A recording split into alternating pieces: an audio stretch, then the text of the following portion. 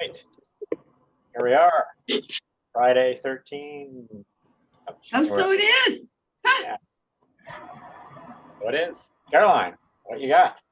Oh, so we went live with the second interview. Despite every server in the book falling down, servers are crashing right, left, and center. But Michelle and Bryce helped me on Monday after we met. So I can't remember if I got the second one up by Monday or not. But anyway, we've got 2 interviews live now. And my development server crashed. The server didn't crash, the DocAssembly went down. And so Jonathan's been helping me with that. And there's no evidence that it actually even the DocAssembly went to. I couldn't get to it from my browser. I went to incognito. I couldn't get to it. I did not try it on my phone, but that was the development server I set up because I was so fed up with the court one. So I'm very tentatively, I'm playing around on the court one while mine was down, because the next thing I'm trying to do is figure out how to do the feedback.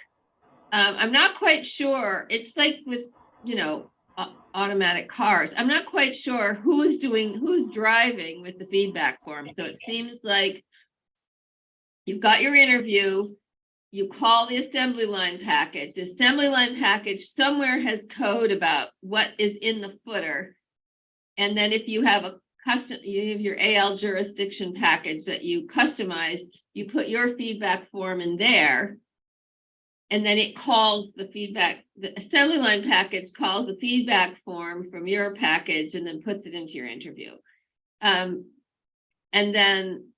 I've just been trying to get my head around how all these people talk to each other. I'm not sure where the footer in the assembly line, and that's how I think it works. I'm not sure how the assembly line package calls the footer, because it has share, about, and feedback.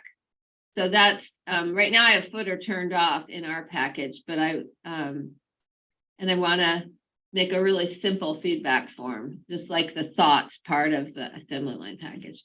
So that's where I am now. And Michelle offered to help me with it, but I wanted to struggle through so my brain can, figure out how it all works before I just get led by the hand. And so that's what I've been doing, and I'm pretty excited about it. Because I do not want to learn server stuff, but unfortunately, I think I am. And Jonathan's being, really, he is so incredibly helpful. The last thing he said, somebody just said something, and I just looked at it and went, what? I have no idea what they're talking about. But anyway, I'm kind of getting there. Sounds directionally good. Yeah, definitely directionally good. And it's Friday. Long weekend. The court's closed on Monday. I hope so. All right then. Michelle.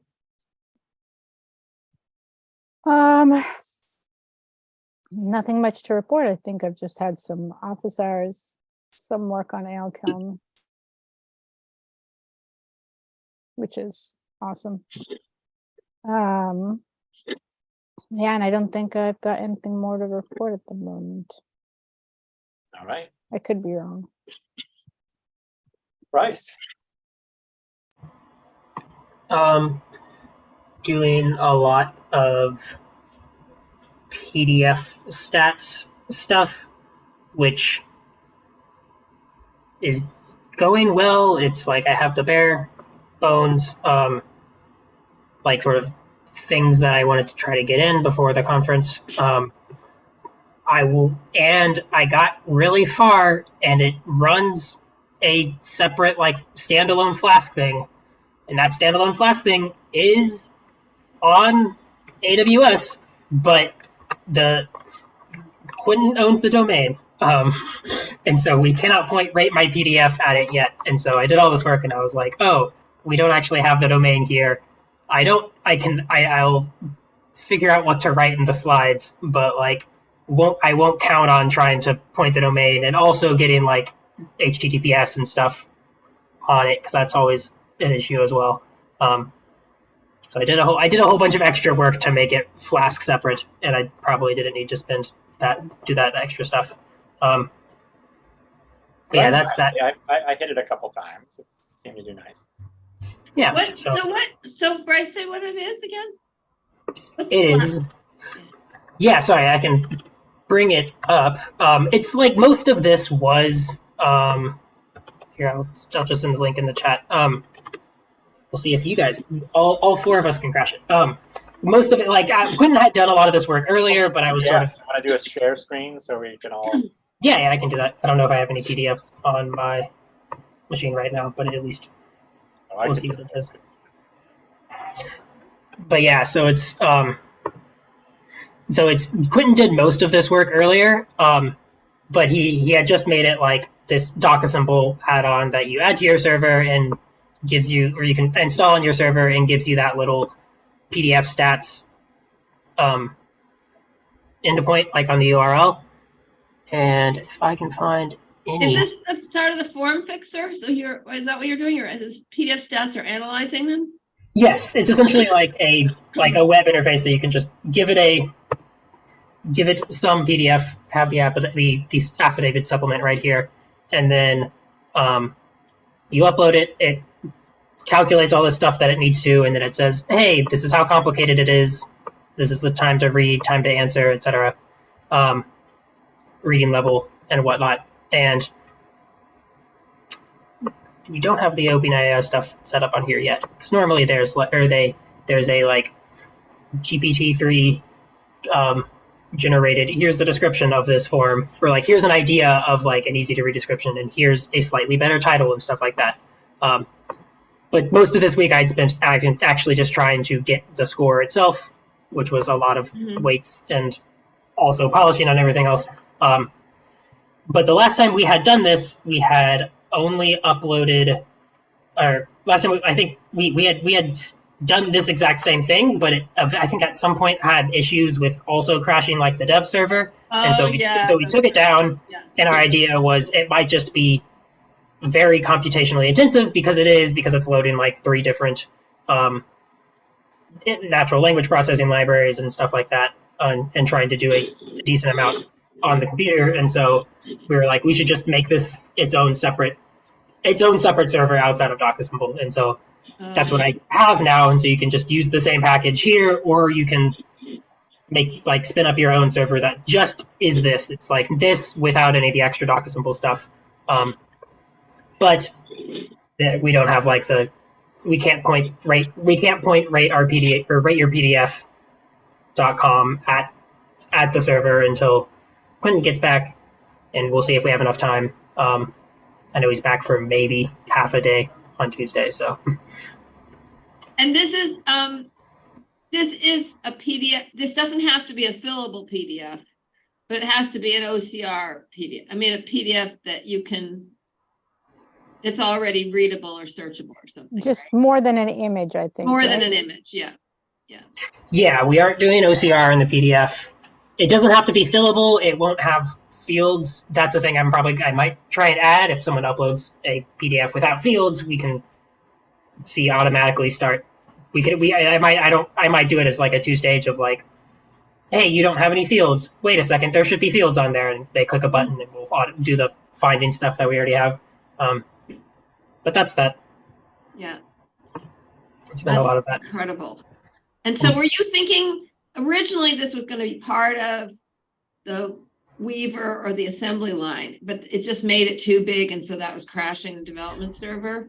This, I think we wanted it to be a bit simpler than the Weaver. I think we wanted it to be very easy to just so you just wanted it to be like a standalone, a separate thing. But I mean, it was part of the assembly. Like, you know how Quentin's got the whole assembly, the dashboard right there. Would that go into the dashboard, or would that? I don't know where exactly it would. I don't know if it should live on DocAssembly.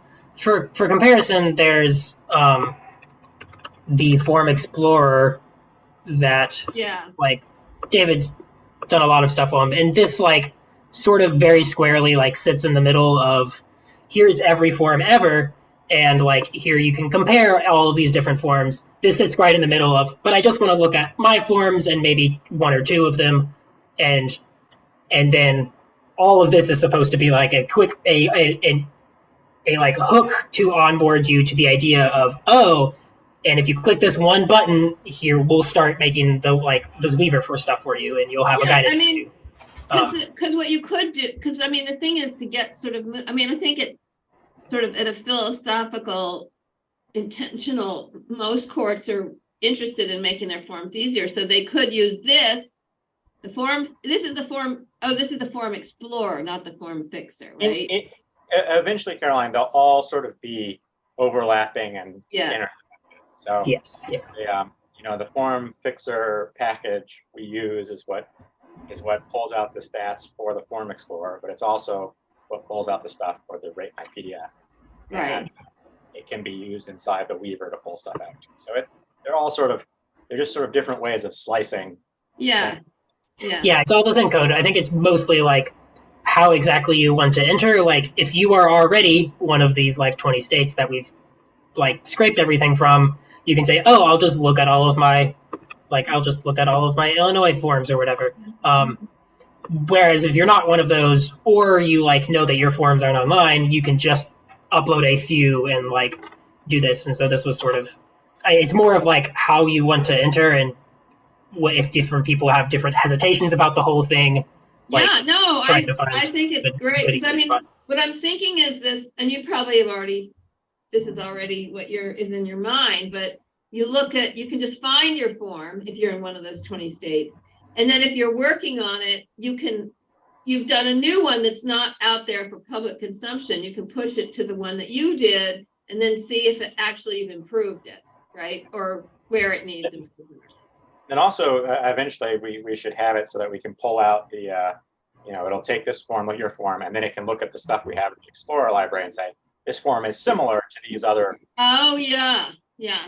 That's what I was doing today, yes. That's great. That would be phenomenal because I think that, in fact, I was thinking about that this morning in terms of just with the grant partners, but, if we had a library of the DocAssembly forms that people have already worked on in courts and legal aid programs in the country, then we can, I realize people, I mean, Matt is more than willing to share everything, but he's not on GitHub.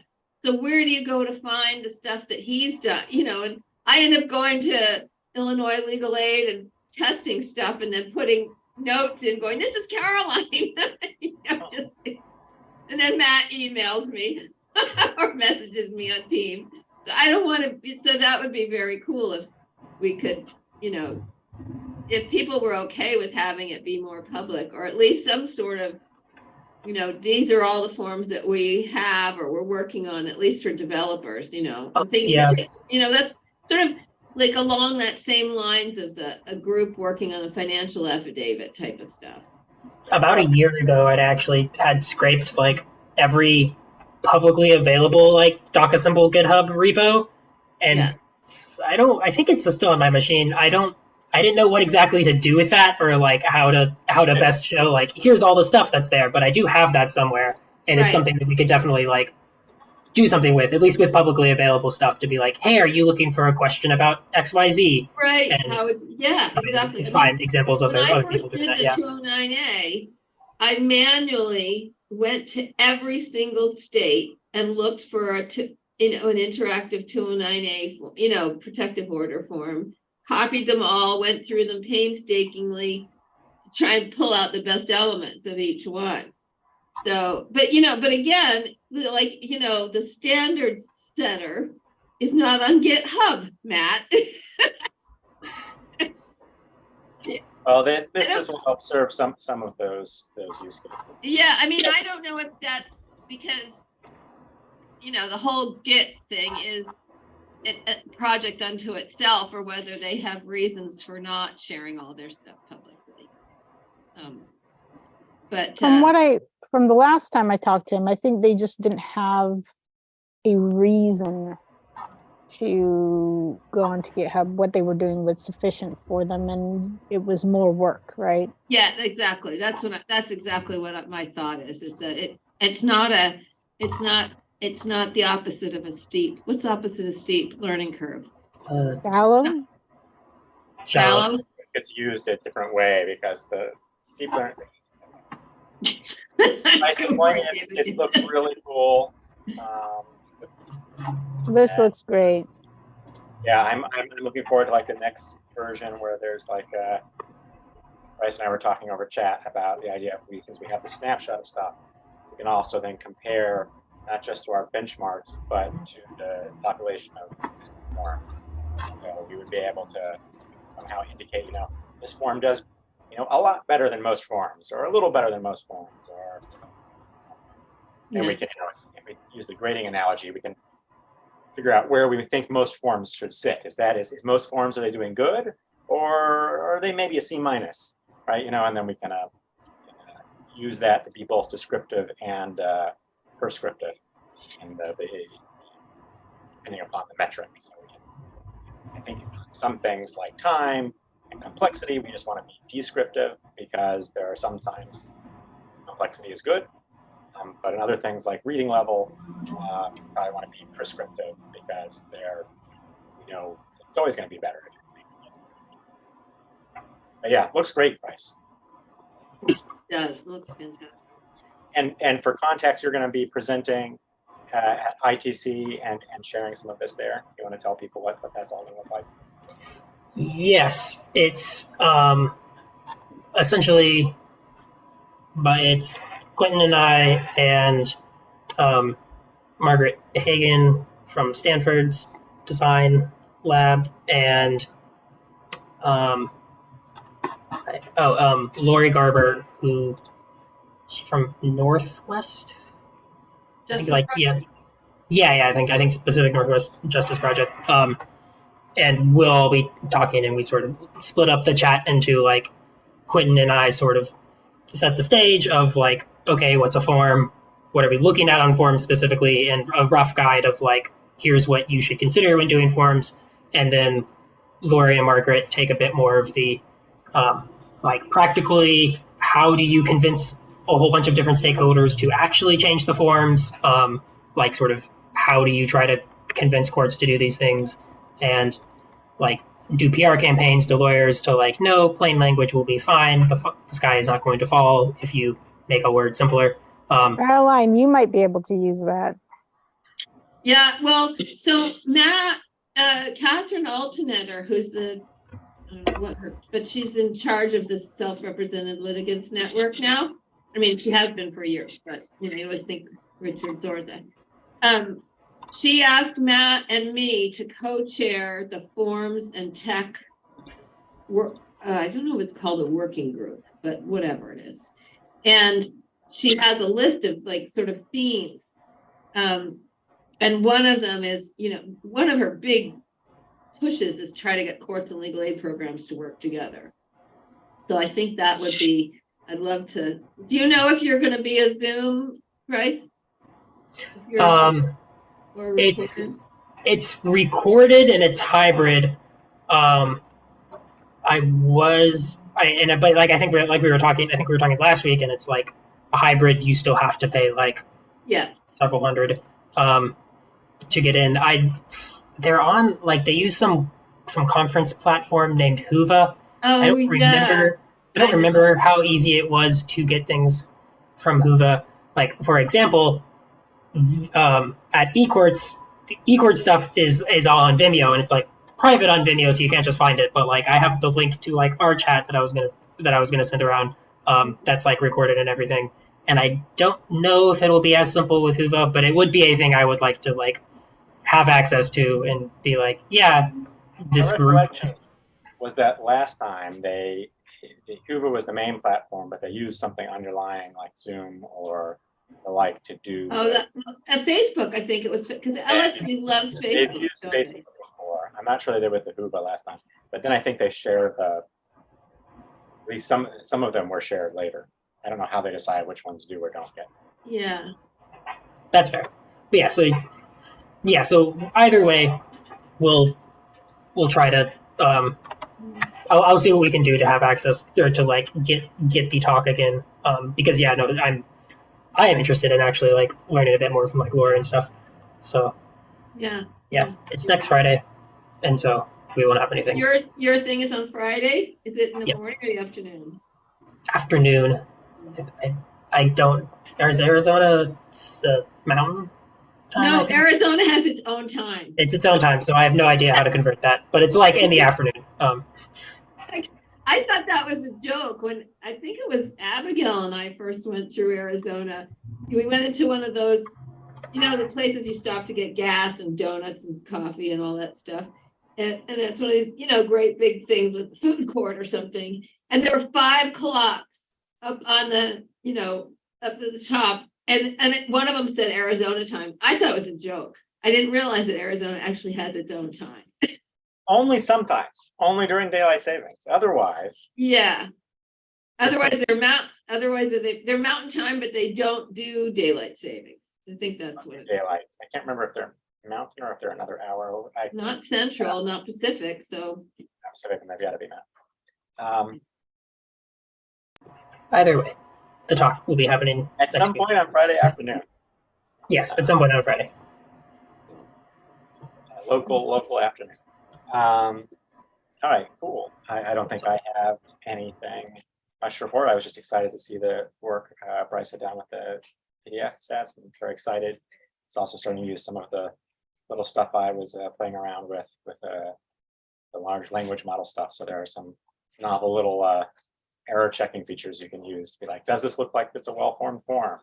And it can catch things that you wouldn't, otherwise you have to create some weird heuristics to try to figure it out. So cool. All right, well, I don't have anything else then, so we'll stop the recording. I just have one more thing, and that is when I first started doing the not asking, but changing or enforcing an Alaska child support order, I couldn't get my Word doc to go through the Weaver DocX. And Quentin said I thought it was because my conditions were complicated and nested in the Jinja. And Quentin said, oh, it's probably because it's in tables. But I went back and worked on it some more. And in fact, it does it. It was really helpful and useful. It was my conditions. So I don't think Quentin has to work on doing anything to get that piece to work on tables because it was my conditions, not the fact that it was. If you have the before and after, Pardon? If you have the before and after, that might be fascinating. But what David said was more important, which is that you should definitely tell him. Yeah. But not while he's on vacation. Well, maybe while he's on vacation, because sometimes he works on stuff on vacation. So if I don't think he is now. I suggest You've all said everything at once. I have no idea what you said. I'm going to say that we should not bother people when they're on vacation. I've tried. Well, if he wants to actively do something and reach out to you, that's a different matter. But we can control us, and I think we should let people observe their vacations. All right.